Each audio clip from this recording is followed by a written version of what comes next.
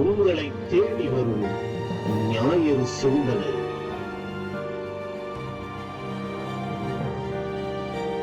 இறைவார்த்தை இல்லந்தோறும் நாளும் கேட்க உள்ளம் மாறும்.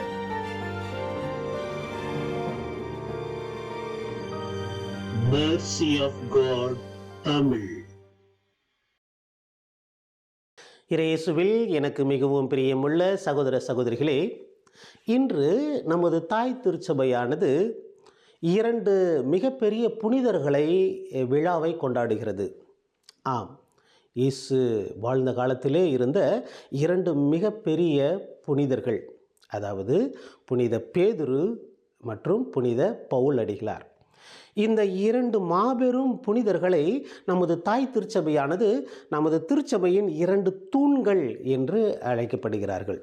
ஆம், நீங்கள் ரோம் நகருக்கு நாம் சென்று பார்க்கின்ற பொழுது ரோம் நகரிலே இந்த 2 புனிதர்களுக்கும் அவர்களுடைய கல்லறையில் மேல் எழுப்பப்பட்ட மிகப்பெரிய ஆலயங்கள், தேவாலயங்கள் கட்டப்பட்டிருப்பதை நாம் பார்க்கிறோம்.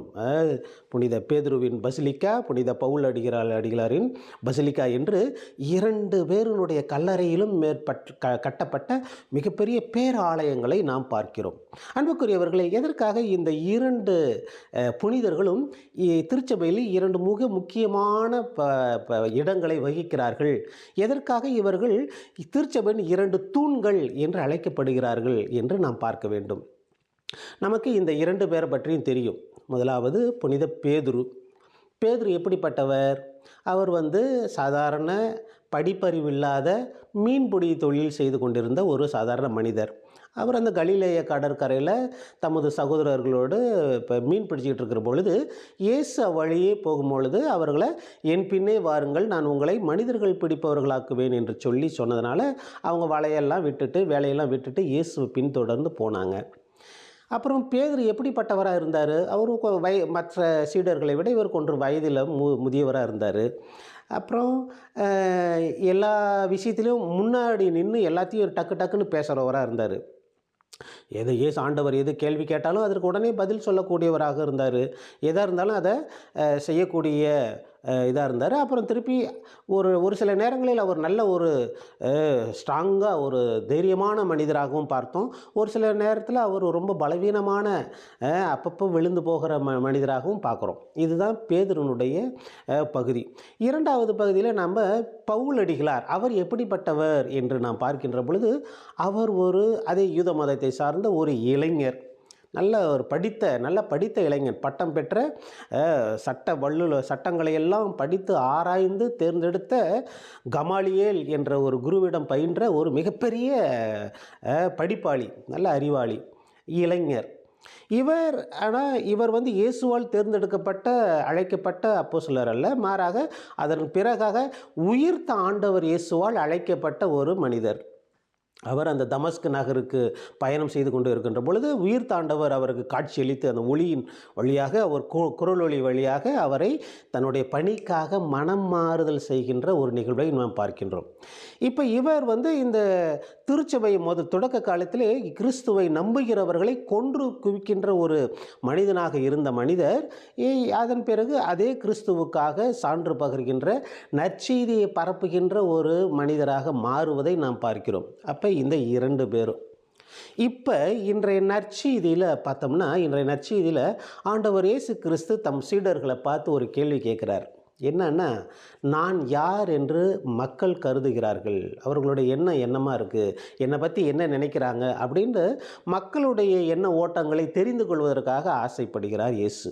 அதற்காக தம் சீடர்கள்ட்ட கேட்குறாங்க. சீடர்கள் அதில் பதில் சொல்கிறாங்க. ஒருத்தர் திருமுழுக்கு யோவான் திருப்பி வந்திருக்கிறாங்கங்கிறாங்க. ஒரு சிலர் இறைவாக்கினர்கள், பழைய ஏற்பாட்டில் இருக்கிற இறைவாக்கினர்கள் ஒருத்தர் வந்திருக்கிறான்னு சொல்கிறாங்க. இந்த மாதிரி பலவிதமான பேச்சு உங்களை பற்றி பேசிகிட்டு இருக்கிறாங்க அப்படின்னு சொல்கிறாங்க.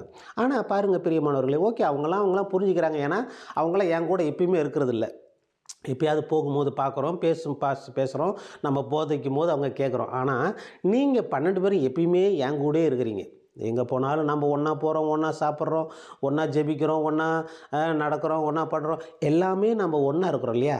உங்களுக்கு நான் யார், என்னை பற்றி நீங்கள் என்ன நினைக்கிறீங்க அப்படின்னு கேட்கும் பொழுது பாருங்கள், பேதுரு வழக்கம் போல் எப்பயுமே முன்னாடி வந்து பதில் சொல்கிறவர் இன்றைக்கி வந்து அதே போல் நீர் மெசியா, வாழும் கடவுளின் மகன் என்று சொல்லி தன்னுடைய விசுவாச அறிக்கையை நமக்கு எடுத்துரைக்கிறார்.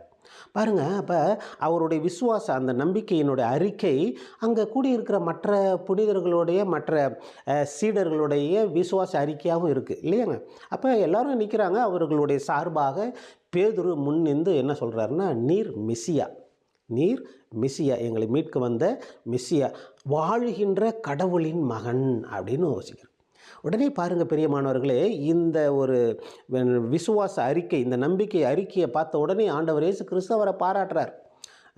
நீ வந்து பேதுரு, உன்னுடைய பாறையின் மீது, உன் பெயர் பாறை, இந்த பாறையின் மீது என்னுடைய திருச்சபையை கட்டுவேன் அப்படிங்கிறார். அப்புறம் நீ மண்ணுலகில் என்னெல்லாம் கட்டுவையோ, என்னெல்லாம் அனுமதிக்கிறியோ அதெல்லாம் விண்ணுலகிலையும் அனுமதிக்கப்படும். இங்கெல்லாம் நீ என்ன பண்ணுறியோ அதுவும் அங்கே பண்ணப்படும்ட்டு ஒரு மிகப்பெரிய பொறுப்பு, ஒரு மிகப்பெரிய அதிகாரத்தை இயேசு கொடுக்குறார். எதுக்காக கொடுக்குறாரு? அவர் அந்த ஒரு வார்த்தை சொன்னார். என்ன சொன்னார்? நீ மெஸ்ஸியா, நீர் மெஸ்ஸியா, வாழும் கடவுளின் மகன் அப்படிங்கிற ஒரு தன்னுடைய விசுவாசத்தை, நம்மளுடைய நம்பிக்கையை அறிவித்ததுனால இயேசு அந்த ஒரு மிகப்பெரிய ஒரு பொறுப்பை கொடுக்கிறார். பிரியமானவர்களை பாருங்கள், இப்போ இந்த இயேசுவினுடைய இந்த முடிவு சரியான முடிவா அப்படின்னு நம்ம ஒரு சில யோசிக்கலாம். ஏன்னா பாருங்கள், இயேசு ஏதோ பேதுரு வந்து இதை சொல்லிட்டாருங்கிறதுக்காக உடனே அவரை வந்து நீ பேதுரு, நீ பாறை, உன் மீது இந்த பாறையின் மீது என் திருச்சபையை கட்டுவேன் அப்படிங்கிறார்.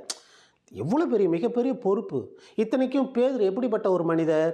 ஒரு சில நேரம் நல்லா இருப்பார், ஒரு சில நேரம் திடீர்னு இப்போ இதே நற்செய்தியில் நம்ம கொஞ்சம் இதுக்கு முன்னாடி பார்க்கும் பொழுது ஒரு தடவை இயேசு அந்த மக்கள் கூட்டத்திற்கெல்லாம் போதிக்கிறாரு. நம்ம நேரம் போதித்த உடனே நான் அக்கறைக்கு மறுக்கரைக்கு போகணும்னு சொல்லிவிட்டு அவர் போயிட்டுருக்கிறார். சீடர்களை நீங்கள் படகேறி போயிருங்க அப்படின்னு சொல்லிட்டு சீடர்கள் படகேறி அடுத்த கரைக்கு போயிட்டுருக்குறாங்க. இயேசு தனியாக ஜெபம் பண்ணிவிட்டு விடியற்காலையில் அந்த நடுராத்திரியில் அவர் வந்து நடந்து வரார். அதை பார்த்த உடனே பேதுரு என்ன சொல்கிறார்? ஐயோ, சீடர்களும் கத்துறாங்க, இது வந்து பூதம் வருது அப்படின்னு சொல்லிட்டு உடனே இயேசு பயப்படாதீங்க, நான் தான் அப்படின்னு சொன்ன உடனே பேதுரு என்ன சொல்லுவார்? ஆண்டவரே நீர் தானே, நானுக்கே வரேன் அப்படின்னு சொல்லுவார் இல்லையா? நானும் உங்களோட நடந்து வரேன் அப்படின்னு சொன்ன உடனே வா அப்படின்னு சொன்ன உடனே இவர் பேதுரு அந்த கடல் தண்ணியிலே நடந்து போவார். நல்லா தான் நடந்து போயிட்டுருப்பார்.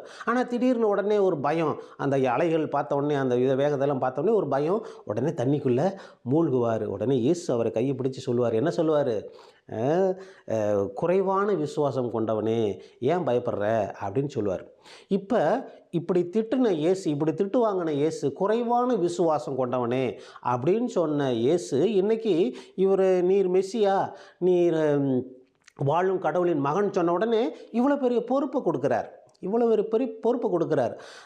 அதுவும் நீ என்னெல்லாம் இங்கே கட்டுறியோ அதெல்லாம் விண்ணுலகில் கட்டப்படும், இங்கெல்லாம் நீ என்ன அனுமதிக்கிறியோ அங்கெல்லாம் அனுமதிக்கப்படும் அப்படிங்கிறாரு. அப்போ விண்ணுலகுக்கும் மண்ணுலகுக்கும் ஒரு இணைக்கின்ற ஒரு பாலமாக, அதை தீர்மானிக்கின்ற ஒரு பொறுப்பை வந்து பேதுருக்கிட்ட கொடுக்குறார். இதை நம்ம ரொம்ப ஆழமாக யோசிக்கணும். எதற்காக இயேசு இந்த முடிவு எடுக்கிறாரு? இந்த இயேசு எடுக்கின்ற இந்த முடிவு சரியான முடிவா? ஏன்னா இந்த பாறையின் மீது, யார் இந்த பாறை? இந்த பேதுரு. இந்த பேதுருவின் மீது என்னுடைய திருச்சபையை கட்டுவேன் அப்படிங்கிறார். இயேசுவே இதுக்கு முன்னாடி நமக்கு ஒரு கதை சொல்லியிருப்பார். என்ன சொல்லியிருப்பார்? எவன் ஒருவன் தன்னுடைய வீட்டை வந்து மணல் மீது கட்டுகிறவன் வீட்டை வந்து என்னாச்சான், அந்த வீடு காற்று அடித்தது, மழை வந்தது, புயல் அடித்தது, அது சரிஞ்சு விழுந்துருச்சு. ஆனால் ஒருவன் தன் வீட்டை பாறை மீது கட்டுகிறான். ஒரு மிகப்பெரிய பாறை மீது கட்டும் பொழுது காற்றடிக்குது, புயல் அடிக்குது, மழை வருது, இடி இடிக்குது, ஆனால் அந்த வீட்டுக்கு எதுவும் ஆகலை அப்படின்னு இயேசு சொல்கிறார். அப்போ ஒரு பாறையின் மீது வீட்டை கட்டுகிறவன் தான் புத்திசாலி அப்படின்னு அந்த கதையில் சொல்லியிருப்பார் இல்லையா?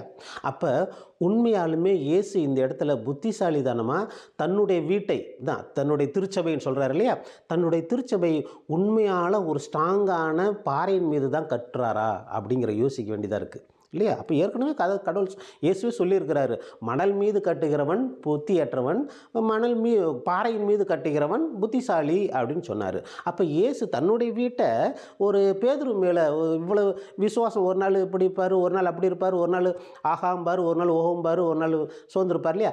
இப்படிப்பட்ட ஒரு நிலையற்ற மனிதன் மீது தன்னுடைய வீட்டை கட்டுறேங்கிறாரே, இயேசு இந்த இடத்துல சரியான முடிவு எடுக்கிறாரா அப்படின்னு யோசிக்கிறோம். பாருங்கள் பிரியமானவர்களே, இப்போ இயேசு இந்த இடத்துல என்னுடைய திருச்சபையை கட்டுவேன் அப்படிங்கிறார்.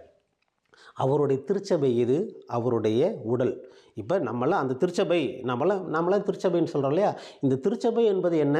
இந்த கிறிஸ்தவ மக்கள் கூட்டம். நம்ம தான் இந்த மக்கள், சாமியார், குருக்கள், இது மக்கள், பொதுமக்கள், கன்னியர்கள், இப்போ போப்பானவர், இப்போ கர்தினால்மார்கள், இப்படி நம்மெல்லாம் மக்கள் கூட்டம் இருக்கு இல்லையா? இந்த மக்கள் கூட்டம், இந்த இயக்கம் தான் ஒரு திருச்சபைன்னு பேர் இல்லையா? அப்போ இந்த திருச்சபை யார் மேலே கட்டப்பட்டு இருக்கிறது? இந்த திருச்சபை, இந்த இயேசுவின் உடல் தான் திருச்சபைன்னு சொல்கிறோம் இல்லையா? இயேசுவே சொல்லியிருக்காரு, இந்த திருச்சபை என்னுடைய உடல் அப்படின்னு. அப்போ இந்த இயேசுவின் உடல் யார் மீது கட்டப்பட்டு இருக்கிறதுனா, சாதாரண மனிதர் மீது கட்டப்பட்டிருக்கிறது. யார் அந்த மனிதர்? பேதுருங்கிற ஒரு மனிதர். அப்போ பேதுரு இந்த இடத்துல, பேதுரு மட்டும் இல்லை, நம்ம எல்லாம் இந்த இடத்துல பேதுருவனுடைய இடத்தை வகிக்கிறோம். இயேசு நம்மீது அந்த திருச்சபை கட்டிருக்கிறார். ஏனென்றால் நாமெல்லாம் இயேசுவினுடைய உடலினுடைய நாமெல்லாம் ஒரு அங்கத்தினர். அந்த இயேசுவின் உடல் இருக்கு இல்லையா? அந்த உடலில் நாமெல்லாம் ஒவ்வொரு அங்கத்தினராக இருக்கிறோம், அந்த உடலின் உறுப்புகளாக இருக்கிறோம். பிரியமானவர்களே, அப்போ இந்த திருச்சபையை கட்டப்பட்டிருப்பது நம் மீது கட்டப்பட்டு இருக்கிறது. அப்போ நமக்கு எந்த அளவுக்கு பொறுப்பு கொடுத்துருக்காங்க இல்லையா? எந்த அளவுக்கு பொறுப்பு கொடுத்துருக்காங்க? இந்த திருச்சபையை நம்ம கட்டி காக்கணும். அதே போல் இந்த மண்ணுலகில் நம்ம என்னெல்லாம் செய்கிறோமோ அதெல்லாம் விண்ணுலகில் செய்யப்படும். நம்ம இங்கெல்லாம் என்ன செய்கிறோமோ அங்கேயும் பண்ணப்படுங்கிறது சொல்கிறாங்க இல்லையா? அப்போ நாம் இங்கே மன்னிக்கும் பொழுது அங்கே மன்னிக்கப்படுது. இங்கே நம்ம பழி வாங்கும் பொழுது அங்கே நம்ம அது எது நடக்குது. எனவே பிரியமானவர்களே, நம் மீது கொடுக்கப்பட்டுள்ள இந்த மிகப்பெரிய பொறுப்பை நாம் உணர்ந்து வாழணும். இரண்டாவதாக புனித பவுல் அடிகளார் இன்றைய நற்செய்தியில் பாருங்கள், அழகாக சொல்கிறார், என் மீது கொடுக்கப்பட்ட அந்த நம்பிக்கையின் மீது நான் இயேசுவை நான் பறைசாற்றுகிறேன் அப்படிங்கிறார். அப்போ பேதுரு இயேசுவை அந்த எருசலேம் நகருக்குள்ள மட்டும்தான் பதிக்கணும். இப்போ தொடக்கத்தில் அவர் இந்த கிறிஸ்துவ மதம், இயேசுவின் பற்றி நற்செய்தி யூதர்களுக்கு மட்டும்தான் அறிவிக்கப்படணும்னு சொன்னார். ஆனால் பவுல் என்ன செஞ்சார்னா, அவர் இந்த நற்செய்தியானது, இந்த திருச்சபையானது உலக மக்கள் எல்லாத்துக்கும் கொடுக்கணும், வேற்று இனத்தாருக்கும் செய்யணும் அப்படின்ட்டு சொல்லி இந்த நற்செய்தியை வேற்று இனத்தாருக்கு உலகெங்கும் எடுத்து சென்றவர் இந்த பவுல் அடிகளார். பாருங்க, இந்த இரண்டு தூண்கள், திருச்சபையின் இரண்டு தூண்கள். பேதுரு உலகத்துக்கு, இந்த திருச்சபையின் உலக தலைவராக தேர்ந்தெடுக்கப்பட்டவர். பவுல் அடிகளார் இந்த திருச்சபையை உலகத்துக்கெல்லாம் கொண்டு சென்று இந்த நற்செய்தியை உலக மக்களுக்கெல்லாம் அறிவிக்கின்ற ஒரு மிகப்பெரிய ஒரு மறை சாட்சியாக இருக்கிறார். இது இருவருமே கொலை செய்யப்படுகிறார்கள். இருவருமே கடவுளுடைய நற்செய்திக்காக உயிர் துறக்கின்ற இரண்டு புனிதர்களாக பார்க்கிறோம். எனவே பிரியமானவர்களை பாருங்கள், இந்த இரண்டு புனிதர்களும் நமக்கு சொல்லித் தருகின்ற பாடம் என்னவென்றால், நம்மிடையே பல வேறுபாடுகள் இருக்கலாம். பேதுரு போல ஒரு படிக்காத ஒரு மனிதராக இருக்கலாம், அது ஒரு ஏழையான மனிதராக இருக்கலாம், இல்லை ஒரு சாதாரண தொழில் செய்கின்ற ஒரு மனிதராக இருக்கலாம், இல்லை ஒரு நம்பிக்கை ஒரு விதத்திலே இப்படியும் அப்படி மாறி மாறி செயல்படுகின்ற ஒரு மனிதராக கூட இருக்கலாம். இல்லை ஒருவேளை பவுல் போல ஒரு படித்த அறிவாளியாகவோ, படித்த மேதையாகவோ, சட்டம் தெரிந்த ஒரு மிகப்பெரிய இளைஞனாகவோ, ஒரு வீரம் கொண்ட ஒரு மனிதனாகவோ, இப்படி நமது திருச்சபையானது பல முகங்களை கொண்ட ஒரு திருச்சபையாக இருக்கிறது.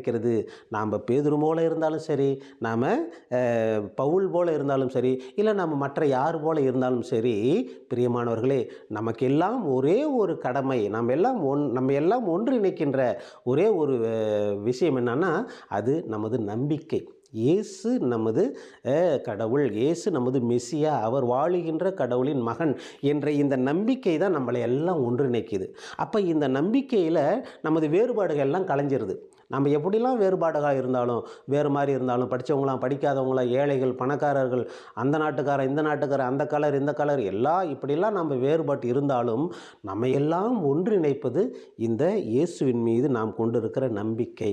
அந்த நம்பிக்கையை நாம் ஒன்றாக சேர்ந்து இணைந்து ஒரே மனதோடு அதை பறைசாற்ற வேண்டும் என்பதைத்தான் இன்றைய திருவிழா நமக்கு சிந்திக்க அழைக்கிறது. நம்ம முதல் வாசகத்தில் நம்ம பார்த்தது போல் அந்த பேதுரு சிறையிலிருந்து அவர் எப்படி வானதூதர் அவரை விடுவித்தார் என்பதை பார்க்கிறோம். எனவே நாம் கடவுள் நமக்கு ஒரு பணியை கொடுக்கின்ற பொழுது, கடவுள் நம்மை தேர்ந்தெடுக்கின்ற பொழுது, நமக்கு வருகின்ற அத்தனை பிரச்சனைகளிலிருந்தும் நம்மை அடிமைப்படுத்துகின்ற அத்தனை சூழ்நிலைகளிலிருந்தும் கடவுள் நம்மை விடுவிப்பார் என்பதை நாம் இந்த வாசகங்கள் வழியாக பார்க்கிறோம். எனவே பிரியமானவர்களே, இன்று நாம் கொண்டாடுகின்ற இந்த பேதுரு, பவுல் இந்த 2 புனிதர்களின் வழி நடந்து நாமும் திருச்சபையை மற்றவர்களுக்கு நற்செய்தியை மற்றவர்களுக்கு அறிவிக்க கடமைப்பட்டு இருக்கிறோம் என்பதை உணர்ந்து அதற்கான வரங்களை கேட்டு தொடர்ந்து ஜெபிப்போம்.